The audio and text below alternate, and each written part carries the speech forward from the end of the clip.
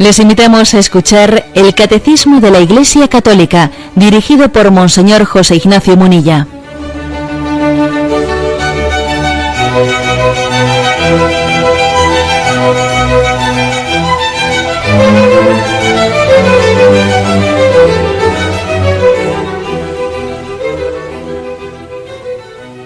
Un cordial saludo a todos los oyentes de Radio María. Un día más, con la gracia del Señor, proseguimos el comentario del Catecismo de nuestra Madre, la Iglesia. Queremos concluir hoy el apartado que explica el título de Cristo, referido a nuestro Señor. En la parte del credo, en la que se explica y creemos en Jesucristo, su único Hijo, nuestro Señor, después de haber hablado del nombre de Jesús, habla del título de Cristo. Y dedicamos este segundo y último programa a este título de Cristo. Nos faltan dos puntos, que son el 439 y 440. Bien, vamos con el primero, 439. Numerosos judíos e incluso ciertos paganos que compartían su esperanza reconocieron en Jesús los rasgos fundamentales del mesiánico Hijo de David, prometido por Dios a Israel. Y aquí viene una serie de textos del Evangelio de San Mateo. Quizás le puede llamar la atención a quien siga este programa con el libro del Catecismo en sus manos. Qué curioso que todas las citas que han puesto aquí son del Evangelio de San Mateo. Es que, como ya pudimos decir ayer, el Evangelio de San Mateo, precisamente, entre los cuatro evangelios, se caracteriza por ser el Evangelio que más se ha esforzado por mostrar a los judíos, por mostrarles que Jesús es el Hijo de David, es el anunciado en el Antiguo Testamento. Los demás evangelios también lo han hecho, pero es que los evangelios también subrayan especialmente aquello que interesa que escuche el tipo de interlocutor al que se dirige, el tipo de lector, el tipo de interlocutor. Y todos los evangelios, algunos han sido escritos pues en un contexto más de la diáspora fuera de Judea, más dirigidos a los paganos o más dirigidos a quienes estaban en la diáspora, y otros, como el Evangelio de San Mateo, ha sido escrito más para esa evangelización del pueblo judío. Bien.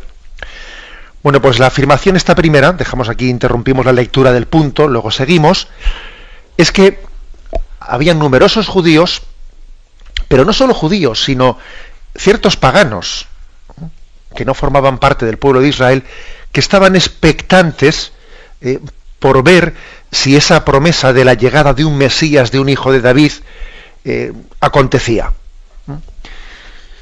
Paganos también, sí, porque Israel también convivía con el pueblo que le rodeaba, y también había paganos en el propio Israel. Y entonces, por una parte, por influjo de esa convivencia, los judíos, en algunas personas amigas, pues habían también transmitido una esperanza de la llegada de un Mesías. Y no solo, digamos, por el influjo de la convivencia, es que también otros pueblos, otras culturas, de alguna manera también estaban esperando la llegada de un Mesías. O sea, forma parte también de esa especie de semillas que Dios siembra en todas las culturas, incluso en todas las religiones, esas semillas del reino, el deseo, el decir, no vendrá Dios y nos enviará su salvación.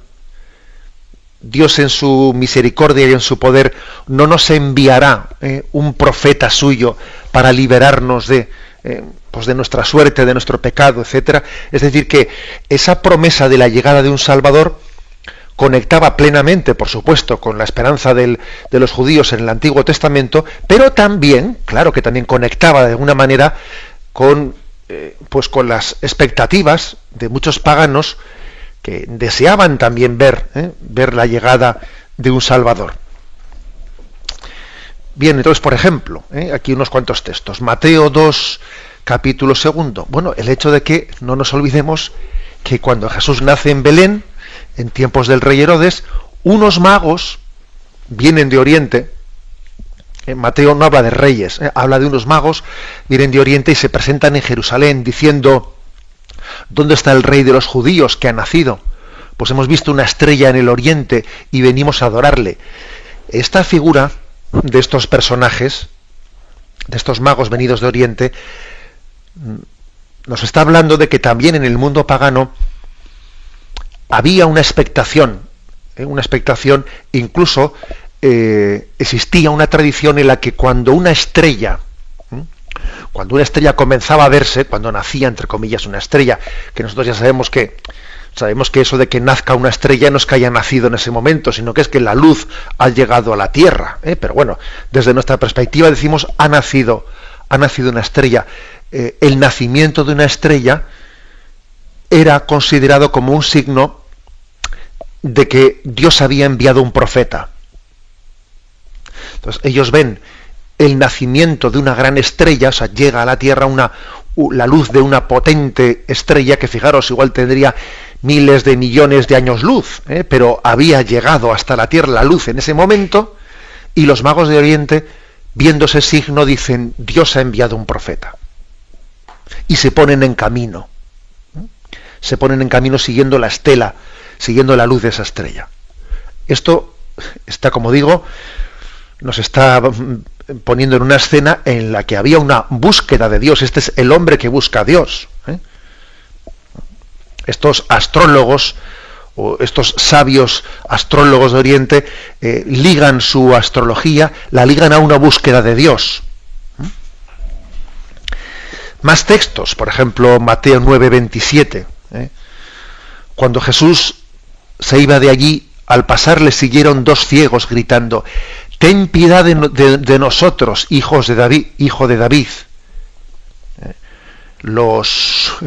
Digamos que los pobres, los enfermos, se atrevían a decir en voz alta lo que en el pueblo estaba un poco allí como un rumor, pero nadie se atrevía a decirlo en voz alta porque le podía caer una reprimenda. Pero claro, cuando uno es pobre y no tiene nada que perder, porque eso suele ser así, a veces los pobres y los enfermos, aquellos que ya no tienen nada que perder, pues son los que son más libres para hablar. Y entonces ellos se ponen a gritar: «Ten piedad de nosotros, hijo de David», y le llamaban hijo de David.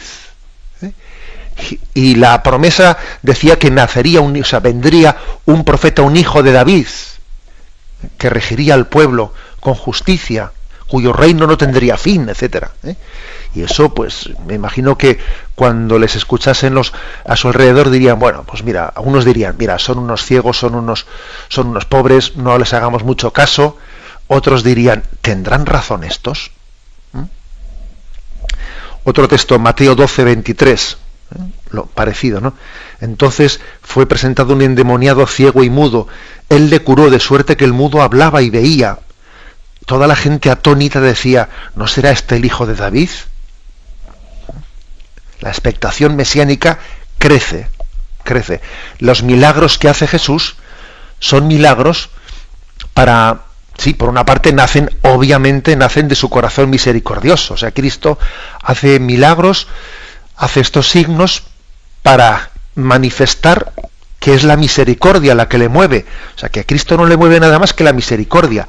Y el mal de ese ciego, de ese mudo, pues que además también estaba endemoniado, dice, lo que le suscita en Jesús es una ocasión de misericordia. El mal del mundo casi es algo que le incita a la misericordia, ¿no? Pero además de eso, obviamente también los milagros de Jesucristo quieren responder a una pregunta: ¿y este quién es? O sea, las obras que Cristo realiza, están desvelando de alguna forma su identidad, porque el hacer sigue al ser. Operari sequitur esse, dice el adagio latino, ¿no? El obrar sigue al ser. Si éste hace este tipo de obras, es que obviamente tiene que ser hijo de Dios. Nadie de nosotros es capaz de realizar estas obras, ¿no? Por ejemplo, Mateo 15:22. En esto una mujer cananea que había salido de aquel territorio gritaba diciendo: «Ten piedad de mí, Señor, hijo de David, mi hija está malamente endemoniada». Fijaros, también es una mujer cananea, no forma parte del pueblo judío.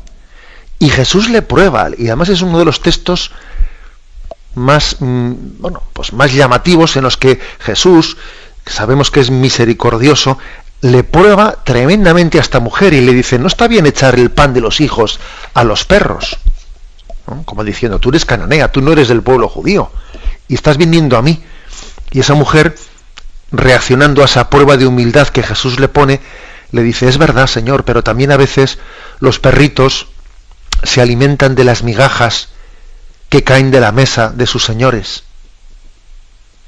Y a Jesús esa respuesta de humildad le arranca totalmente el deseo, ¿no?, de misericordia, y sana a esa mujer cananea, mejor dicho, sana a la hija de esa mujer cananea, ¿no? O sea, ¿qué quiere decir? Que el Hijo de David ha venido para el pueblo judío y para todos aquellos que desde el pueblo judío, que teniendo al pueblo judío como instrumento, como camino de revelación, pues para todos los que hemos entendido, ahí estamos nosotros también incluidos, todos los que hemos entendido que Israel fue un instrumento, un camino elegido por Dios para dar a conocer su luz a todas las naciones. Y Jesús es el Hijo de David para todos, para esta mujer cananea exactamente igual que para los judíos. Bueno, pues Mateo 20:30 es otro texto parecido, que no vamos a leerlos todos. Un texto interesante, Mateo 21:9-15. Cuando Jesús entra en Jerusalén, montado en ese borrico, es el momento de la manifestación solemne de su mesianismo, ¿no? La gente salía a recibirle a Jerusalén: Hosana al Hijo de David, bendito el que viene en nombre del Señor. Alfombraban con sus mantos y ramas el camino por el que iba a pasar a Jesús y gritaban: Hosana a las alturas. Hay un texto en el que dicen: Maestro, haz que callen estos. Y Jesús les dice: si estos callasen, gritarían las piedras. Ahora es momento de proclamar que este es el Hijo de David, Hosana en las alturas. Y dice a un versículo más tarde: los sumos sacerdotes y los escribas, al ver esto y al ver a los niños que gritaban Hosana al Hijo de David, se indignaron.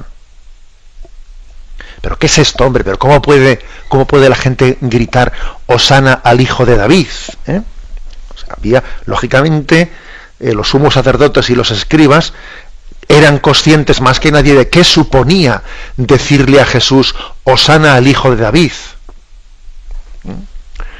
Entonces están viendo que aquí se está pretendiendo que Jesús sea el cumplimiento de la promesa de la llegada de un Mesías, y eso, pues claro, les pone patas arriba, ¿no?, en su concepción. Nosotros tenemos que recibir a Jesús con esta conciencia, con una conciencia muy grande de ser unos privilegiados de poder ser testigos de que en Jesús se ha cumplido todo lo que Dios había prometido a la humanidad. Mira, las promesas que Dios nos ha hecho las tenemos cumplidas en Jesucristo. Uno de los males mayores que podemos tener es suspirar para ser felices, ¿no? Suspirar por la llegada de algo, cuando resulta que ya ha llegado.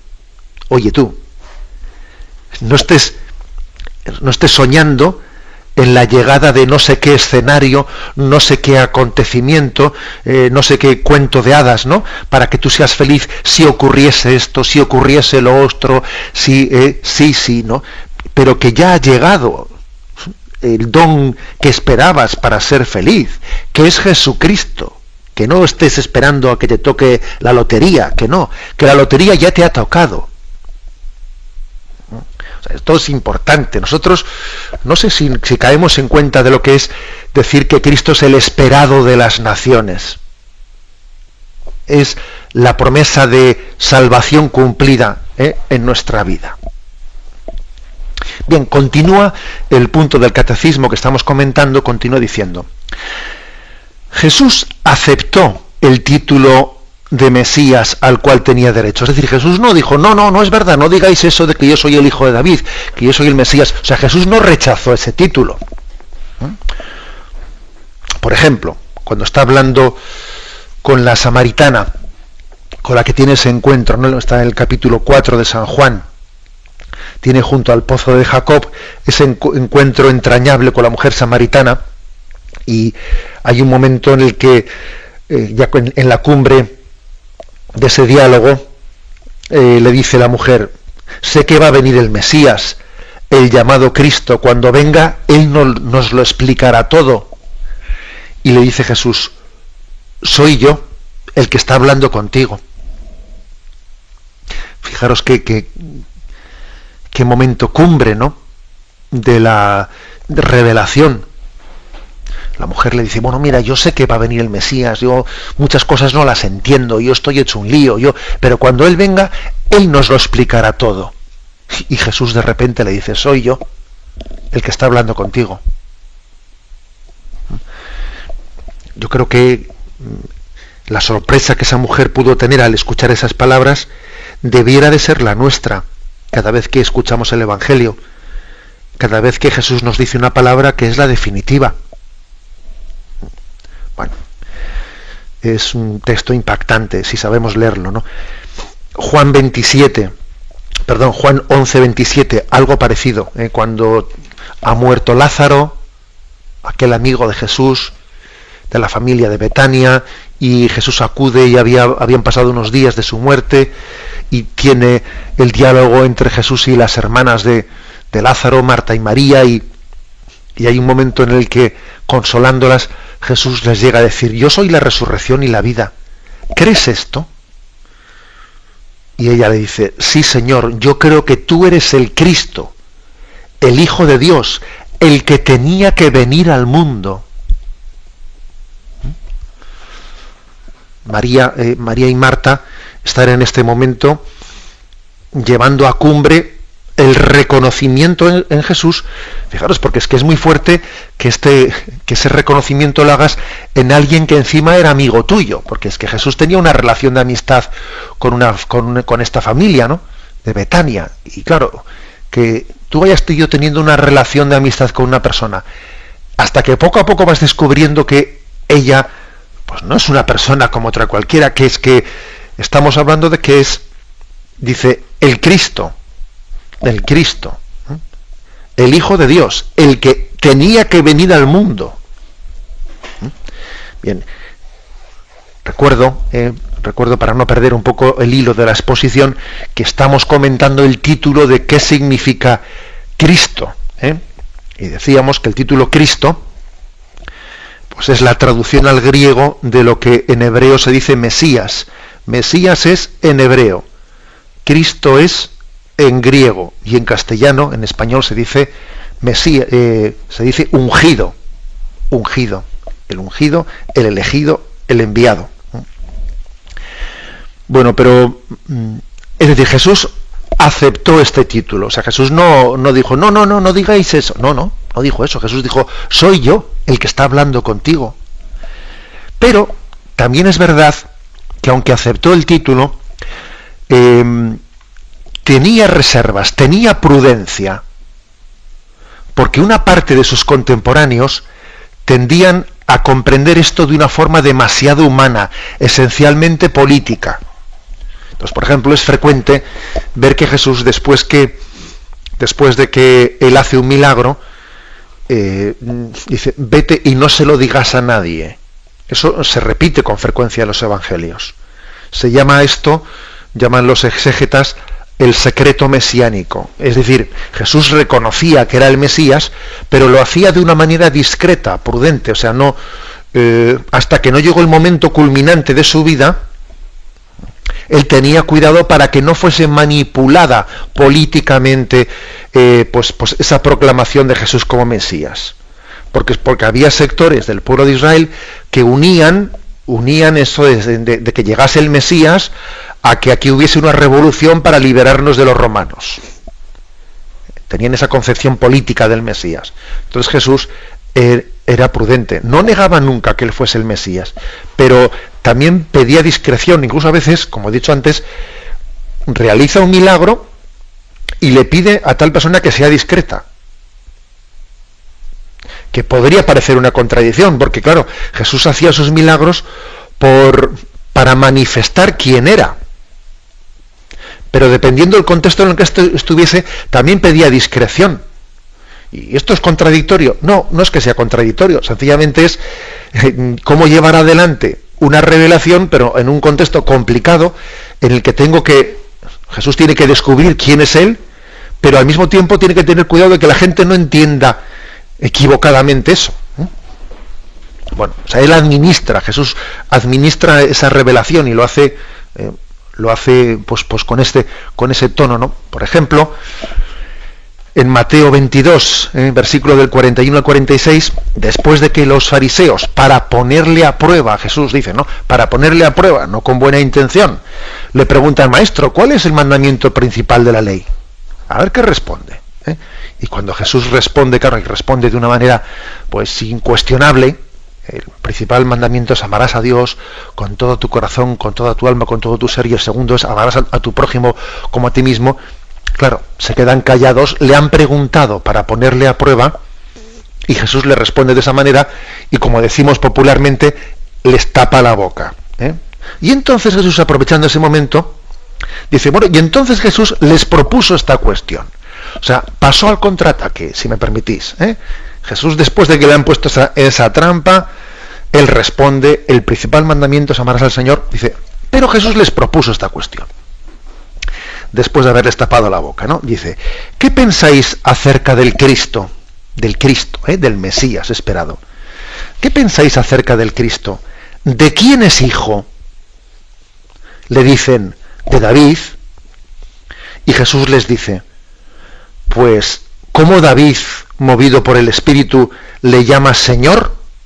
Cuando dice, en el Salmo dice, dijo el Señor a mi Señor, siéntate a mi derecha y haré de tus enemigos estrado de tus pies. Si David, pues, le llama al Mesías Señor, ¿cómo puede ser hijo suyo? Y nadie era capaz de contestarle nada. Desde este día ninguno se atrevió a hacerle más preguntas. Es decir, que Jesús les devuelve la pregunta, ¿no? Y les deja pues planchados, como se dice, porque les dice, vamos a ver, vosotros, ¿de quién decís que es hijo el Mesías que tiene que llegar? Claro, es hijo de David. Bien, sí, es verdad, es hijo de David. Pero es que David en sus escritos, ¿no? En los salmos escritos por David, él dice, le llama mi Señor al Mesías, ¿no? Que va a llegar. Entonces, si es hijo suyo, ¿cómo le puede llamar mi Señor? Nadie le llama, porque además aquí la palabra Señor tiene un sentido de señorío divino que muy superior al que nosotros tenemos. Nosotros la palabra Señor, bueno, pues podemos llegar a interpretarla en un sentido muy horizontal, pero para un judío no, para un judío la palabra Señor habla del señorío divino. Entonces, ¿cómo David puede decir el Mesías que será hijo suyo va a ser Señor? Y claro, Jesús con eso está diciendo, sí, será hijo de David, pero es hijo de Dios directamente y supera mucho al Padre. O sea, Jesús vendrá de Israel, pero al mismo tiempo va a superar totalmente, ¿no?, la descendencia de la carne, porque es que vendrá directamente de Dios. Y claro, Jesús les hace esa reflexión, y ellos se quedan en un silencio absoluto. Dice, no se atrevían a hacerle más preguntas, porque veían su sabiduría. No únicamente no habían sido capaces de tenderle una trampa a Jesús, sino que Jesús les plantea a ellos una cuestión que les deja en blanco. Pero lo importante es que en esa cuestión que les plantea Jesús está dando un paso más en decir, mira, el Mesías nacerá de Israel, pero nacerá de David, pero al mismo tiempo nacerá de lo alto. Y así es, y este es Jesús, que nace de la Virgen María, nace de María de Nazaret, pero al mismo tiempo nace por obra del Espíritu Santo. O sea, viene de una estirpe humana, pero al mismo tiempo viene directamente desde Dios. O sea, en esa forma en la que Dios ha llevado adelante su venida a nosotros, en la concepción virginal de Jesucristo, en ese ser carne de nuestra carne, sangre de nuestra sangre, porque fue concebido de las entrañas de la Virgen María, pero al mismo tiempo venir de Dios, pues porque vino por obra del Espíritu Santo, porque es el Verbo encarnado no por concurso de varón, sino directamente por un don directo del cielo. O sea, se manifiesta que es hijo de David, pero es hijo directo de Dios. Bueno, pues nada, damos un pasito más y podemos ver también el problema que existía allí en Israel del peligro de malinterpretación o de manipulación del concepto de Mesías. Por ejemplo, dice en Juan 6:15, después de la multiplicación de los panes, cuando Jesús ha multiplicado los panes ante una gran multitud, claro, aquello era un momento peligroso, porque era una gran multitud. Jesús hace la multiplicación de los panes, es una multitud hambrienta, una multitud que está también oprimida por los impuestos de los romanos, y estarían también muy hartos de que estén pasando hambre y al mismo tiempo los romanos les estén apretando con los impuestos. Jesús multiplica los panes y dirían, bueno, esta es la gallina de los huevos de oro, aquí esta es nuestra oportunidad. Le proclamamos a este como Mesías, como Rey nuestro, y nos alzamos en armas contra los romanos. Este nos va a dar de comer. Y entonces dice Juan 6:15, dándose cuenta Jesús de que intentaban venir a tomarle por la fuerza para hacerle rey, huyó de nuevo al monte él solo. O sea, fijaros bien, después del milagro de la multiplicación de los panes, hay un intento de hacerle rey, de proclamarle a rey a Jesús, pero claro, en un sentido político, y Jesús se escapa. Otro texto, Lucas 24:21, que es la escena de los discípulos de Maús, cuando iban decepcionados, pensando que todo había terminado tras la muerte de Jesús, y fijaros, si ya ha pasado tiempo. Después de la muerte de Jesús, esos discípulos que empiezan a desahogarse junto a ese compañero de camino sin saber que fuese Jesús el que les acompañaba, etcétera, les dicen, así con tono de decepción, nosotros esperábamos que sería Él el que iba a liberar a Israel, pero con todas estas cosas llevamos ya 3 días desde que pasó esto. O sea, esperaban que fuese Él el que fuese a liberar a Israel. O sea, que estos dos discípulos de Maús también estaban contagiados de esa teoría política, esa interpretación política de que el Mesías iba a liberar a Israel de los romanos, etcétera, etcétera. Hay una tendencia, siempre ha sido una tendencia grande, a utilizar, a utilizar el sentido religioso para proyectarlo en las concepciones políticas, a poner la religiosidad al servicio de mi concepción política. A mí Dios me tiene que liberar de mi problema político. Por eso, fijaros que es totalmente novedoso la forma en la que Jesús se presenta diciendo, dad a Dios lo que es de Dios y al César lo que es del César. Al César le pagas sus impuestos y a Dios le das lo que tienes que darle, que es tu corazón. Eso verdaderamente es novedoso, porque es que, digamos, lo típico, lo frecuente era utilizar, la concepción religiosa para ponerla a favor de mi causa política, mi causa nacional, y Dios lucha con nosotros contra los otros. Oye, que el otro tiene a Dios como Padre exactamente igual que tú. O sea, que no le invoques tú a Dios frente al otro. O sea, Jesús va purificando esa tendencia. Que ojo, que la hemos tenido siempre, y que la historia de la humanidad también, pues hemos podido pecar de invocar el nombre de Dios para que me defienda a mí frente a los otros. Y Jesús se escapa de esa concepción. Y ya sabéis lo que les dice a los discípulos de Maús, pero qué tardos sois para entender, pero qué duros de corazón. Bien, tenemos un momento de reflexión. Continuamos en esta edición del Catecismo comentando el título de Cristo, de Mesías, que es lo mismo en hebreo o en griego, y pasamos al punto último, que es el 440, que explica este título. Dice, Jesús acogió la confesión de fe de Pedro, que le reconocía como el Mesías, anunciándole la próxima pasión del Hijo del Hombre. reveló el auténtico contenido de su realeza mesiánica y la identidad trascendente del Hijo del Hombre, que ha bajado del cielo, a la vez que en su misión redentora, como siervo sufriente.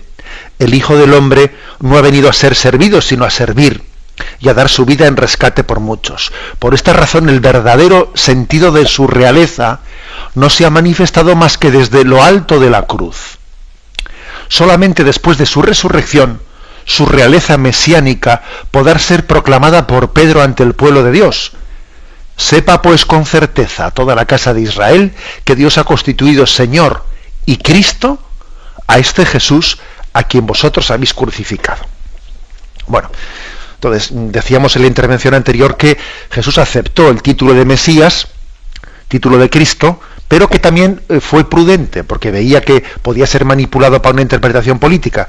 Y entonces, ¿cómo hizo Jesús para aceptar el título, pero al mismo tiempo frenar ese peligro de proclamación política, de mesianismo liberador de los romanos? ¿Cómo lo hizo? Bueno, pues lo hizo purificando la falsa concepción que ellos tenían del Mesías liberador político, purificándola con la cruz, con la imagen de la cruz.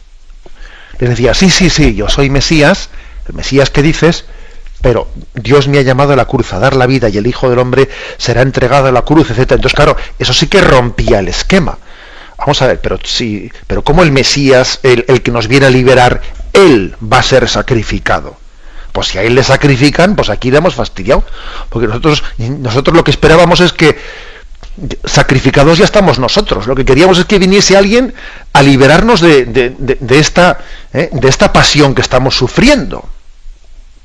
Claro, eso sí que rompía totalmente. El anuncio de la cruz, claro que rompe totalmente el intento de manipulación de esa imagen mesiánica politizada. Claro, la rompe totalmente. Entonces, por eso, Pedro es el elegido para decir, ¿y vosotros quién decís que soy yo? Y tú, y vosotros, y él se adelanta y dice, tú eres el Mesías, el Hijo de Dios. O sea, Pedro reconoce claramente, además por un don de Dios, porque le dice, bienaventurado tú, Simón Pedro, porque eso no te lo ha revelado la carne ni la sangre, te lo ha revelado mi Padre que está en el cielo. Pero después, para dejar las cosas en su sitio, claro, Jesús le dice a Pedro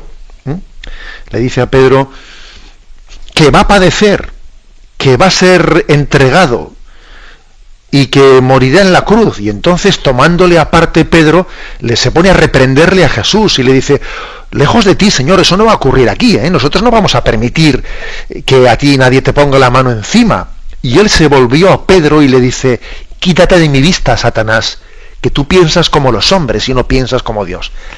Quítate de mi vista, Pedro, que tú tienes una concepción de Mesías que tú no has entendido nada todavía.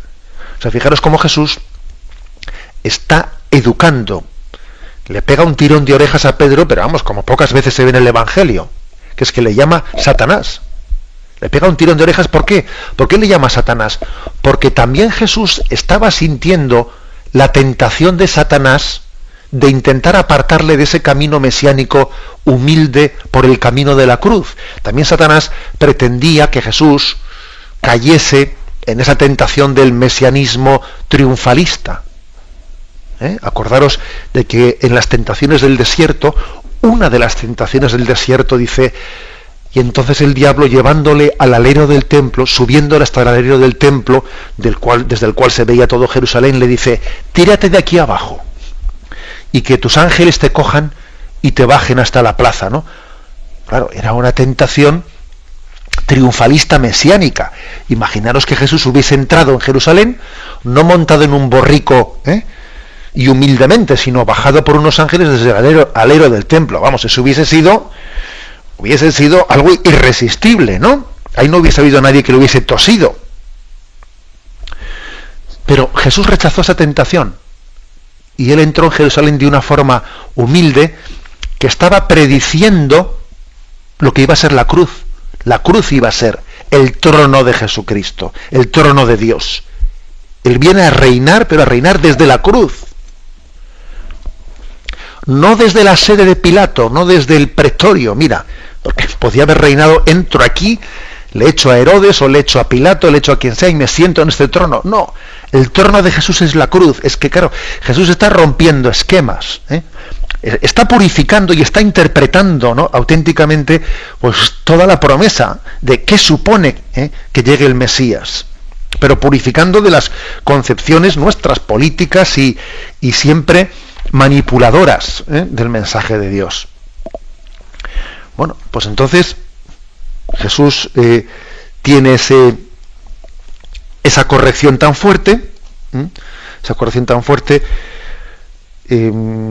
fijaros que hay momentos en los que se escandalizan de esas palabras de Jesús.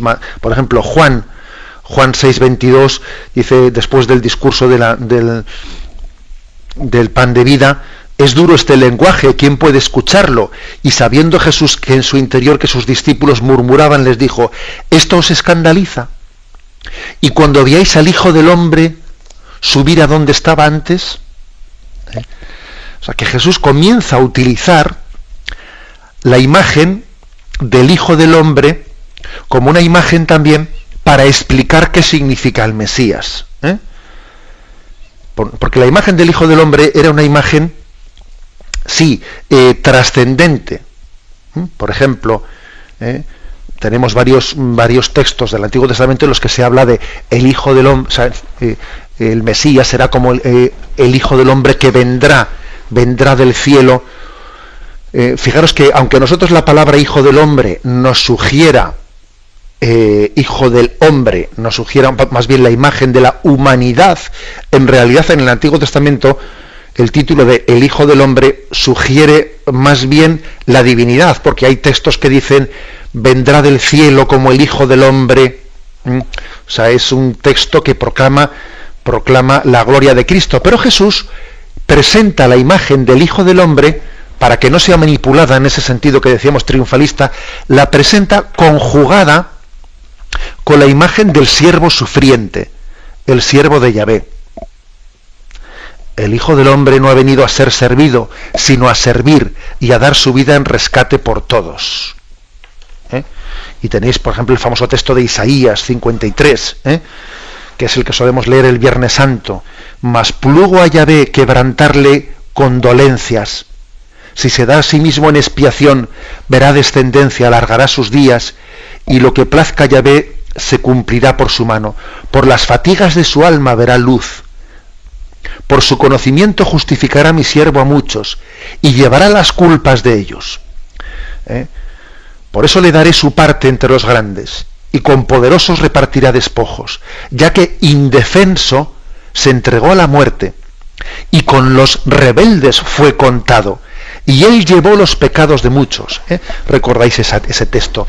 Como oveja llevada al matadero, así fue llevado y no abrió la boca, etcétera. Es decir, Jesús está utilizando la imagen del siervo de Yahvé, que estaba en el Antiguo Testamento, pero que los judíos la habían olvidado. O sea, prácticamente existía un riesgo de olvidar una parte del Antiguo Testamento, porque se habían quedado con la concepción gloriosa política, ¿no?, del Mesías glorioso que va a venir y nos va a liberar.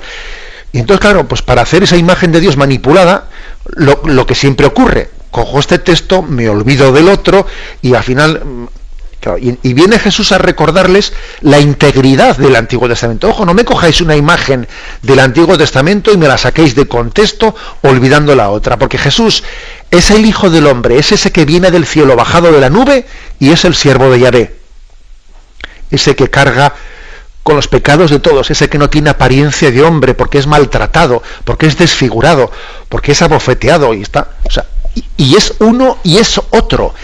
Y los dos, y las dos imágenes, esa gloriosa y esa de despojamiento, hay que conjugarlas en Jesucristo. En Jesús se cumplen las dos imágenes.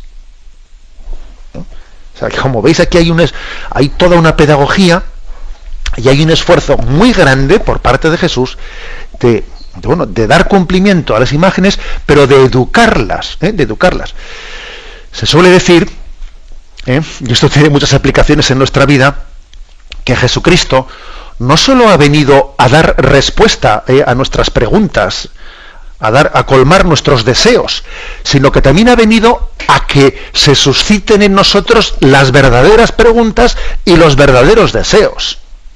O sea, Jesús no únicamente venía a decir, el hombre tiene deseos, voy a ir a cumplírselos, como el hada madrina que va con una varita mágica a satisfacer todos los deseos. No, además de eso, y mucho antes que eso, Jesús ha venido a que deseemos bien, a que nuestras expectativas y nuestras esperanzas sean altas y no sean, pues eso, únicamente que me toque la lotería, que no. Que Jesús quiere que nuestras expectativas, nuestras esperanzas sean teologales, que pongamos la meta y la esperanza en Dios. Y algo de esto hace pues, cuando está aquí educándonos en esa concepción de Mesías.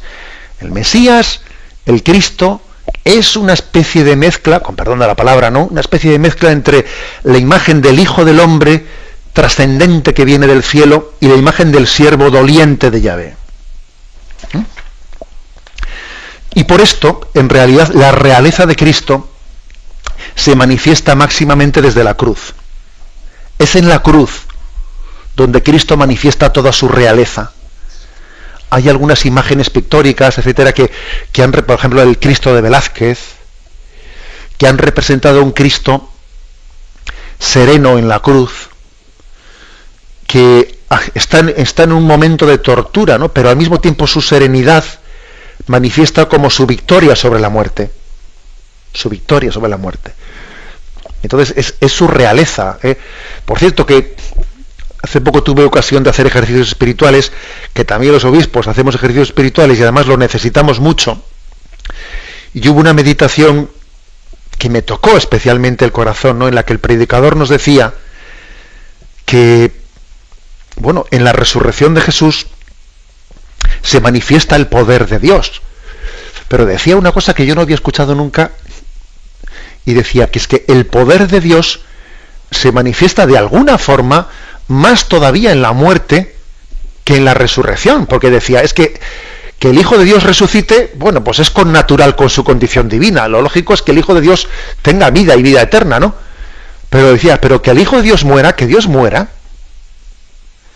es algo tan contra naturaleza divina, contra naturaleza divina, que la muerte del Hijo de Dios en la cruz podemos entenderla también como la máxima expresión del poder de Dios. O sea, Dios ha querido poder, que Dios, que es la vida, gustar la muerte para reinar desde ella. A mí, francamente, esa meditación, esa reflexión me tocó el corazón, porque dije, es verdad, es decir, la resurrección, claro que es definitiva, si Cristo no ha resucitado, vana es nuestra fe, pero es verdad que la muerte del Hijo de Dios, la muerte de Cristo, es la expresión del Todopoderoso, que también se quiere hacer todo débil. El Todopoderoso, el Omnipotente, quiere ser el omnidébil, quiere experimentar nuestra debilidad. Y así desde la cruz manifestar su fuerza en la resurrección. Bueno, pues entonces uno ve y dice, mira, por ejemplo, cuando en la cruz, Juan 19, ¿no? Pues se pone ese letrero, el rey de los judíos, y le dicen, quita ese letrero de ahí, y dice Pilato, lo escrito está.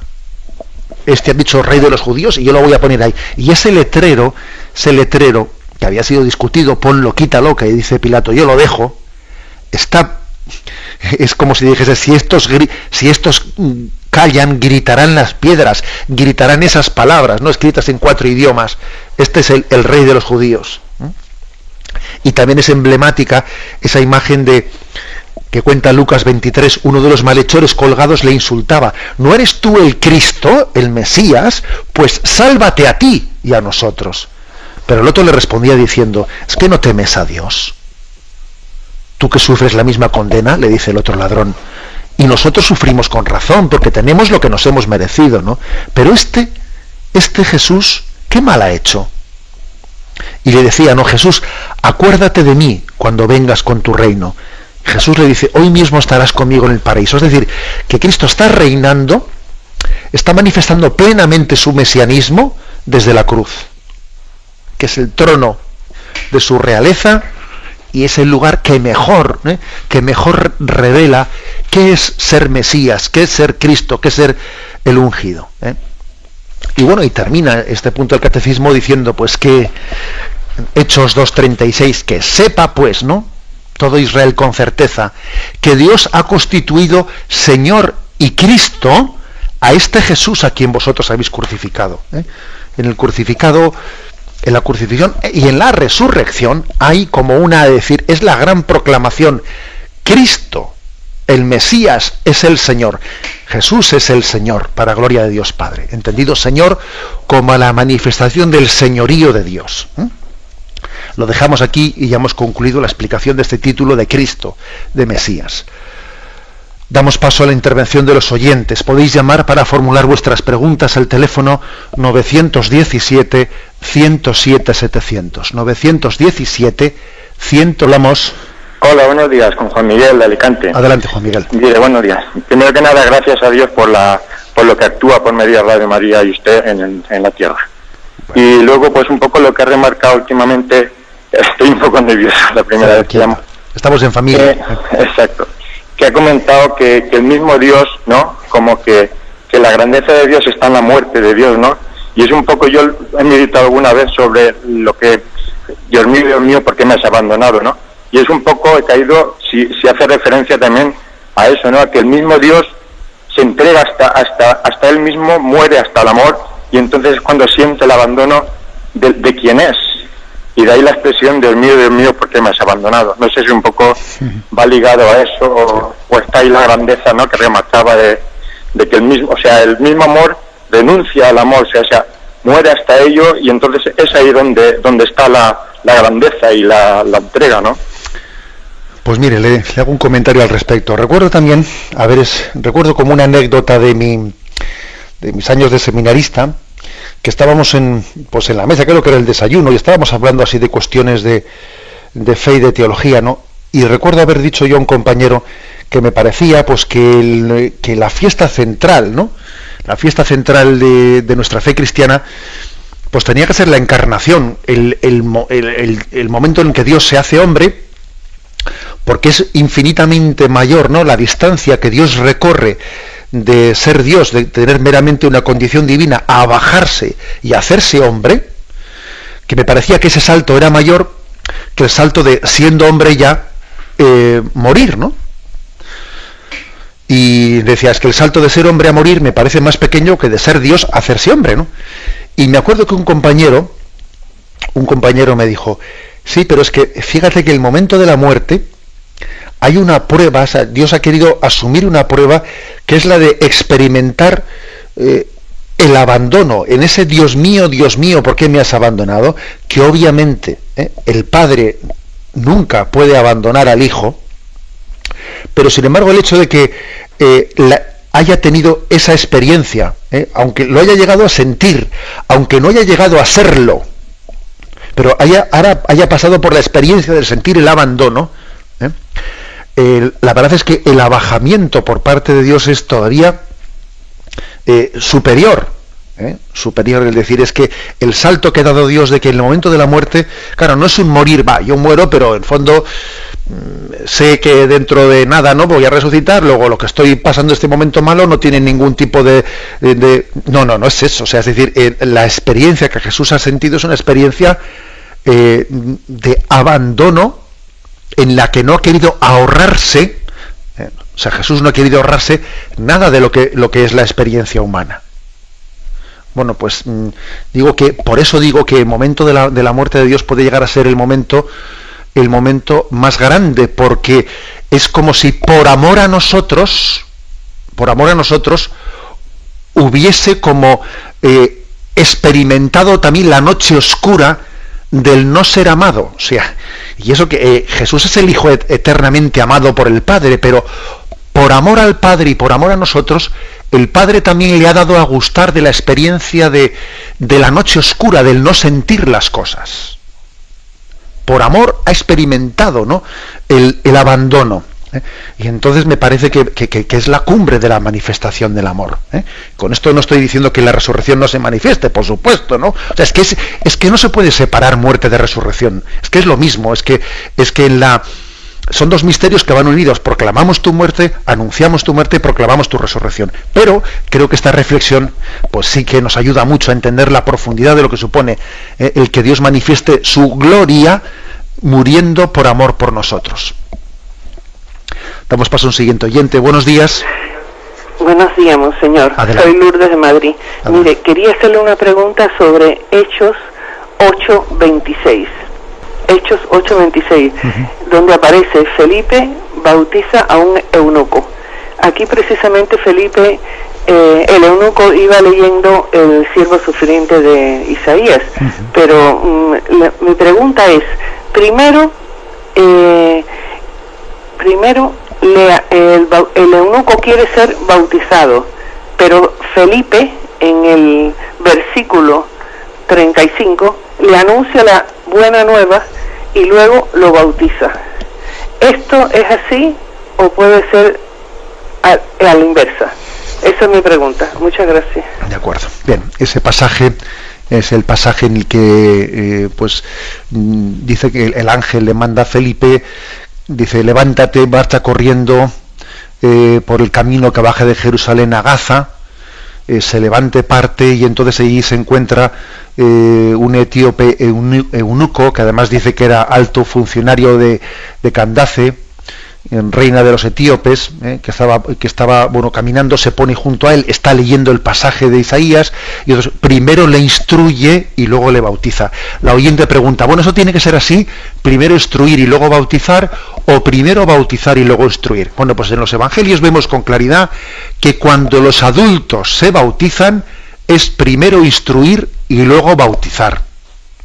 Pero también en los propios evangelios, y en los hechos de los apóstoles, mejor dicho, se ve que también se bautizaban los niños, porque dice, se bautizó él con toda su familia. Entonces, obviamente, en el caso de que bautice a un niño todavía no consciente, primero es bautizar y luego es instruir. O sea que ya vemos que la costumbre del bautismo de los niños no es, como algunos han dicho por ahí, cosas que se introdujeron posteriormente, no en contra o al margen de... No. En los Hechos de los Apóstoles tenemos varios pasajes en los que cuando alguien se convertía se bautizaba él y sus niños.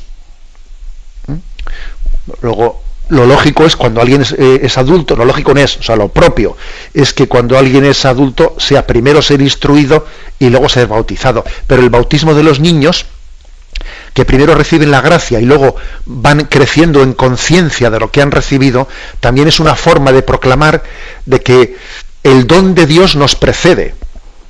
El don de Dios es totalmente gratuito. Fíjate bien, ¿no?, de que este niño no es consciente y recibe el don de Dios antes de ser consciente. O sea, que es que Dios te busca a ti antes de que tú busques a Dios. Bien, pasamos a una última llamada. Buenos días. Buenos días. Adelante, le escuchamos. Gloria al Señor. Muy bien. Es una maravilla el tema de la cristología y yo nunca la había oído. Ayer es que pregunté por qué se le dice Emmanuel también, pero nada más que figura ahí, luego no le llaman a él Emmanuel. Y hoy me he levantado a las 8:15 y no he escuchado lo primero, a lo mejor lo he dicho al principio. Bueno, la verdad es que el término Emmanuel todavía no hemos hablado de él. No hemos hablado de él. El término Emmanuel, ya tendremos ocasión de hacer referencia a él. Hoy, aunque se ha levantado usted tarde, como dice, no se ha perdido esa explicación en concreto. El Emmanuel, el Dios con nosotros, el Emmanuel, es otro título también mesiánico, pero que en sí mismo no está, o sea, no es equivalente o no es sinónimo del término Cristo ungido. Bueno, o sea que ya llegará también ese momento de esa explicación. Me despido con la bendición de Dios Todopoderoso. Padre, Hijo y Espíritu Santo, descienda sobre vosotros. Alabado sea Jesucristo.